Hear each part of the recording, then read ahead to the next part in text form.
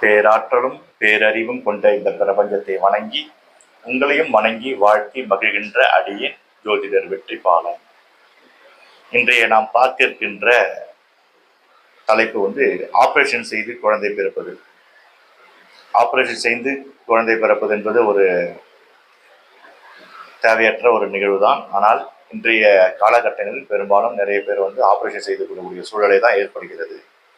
ஆனால் இயற்கையாக குழந்தை பிறப்பது நல்லது.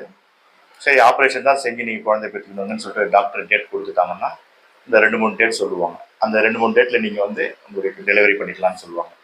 அப்போ அந்த 2-3 டேட்டில் உங்களுக்கு, அதாவது அப்பா அம்மாவுக்கு உகந்த ராசி நட்சத்திரமாக இருக்கக்கூடிய நாட்களாக தேர்ந்தெடுக்கிறோம். குழந்தை பிறந்த உடனே அந்த குழந்தை பிறக்கக்கூடிய நட்சத்திரங்கள், அந்த ராசி அவங்க அப்பா அம்மாவுக்கு சந்திராஷ்டம ராசியாக இருக்கக்கூடாது, வேலை நட்சத்திரங்களாக வர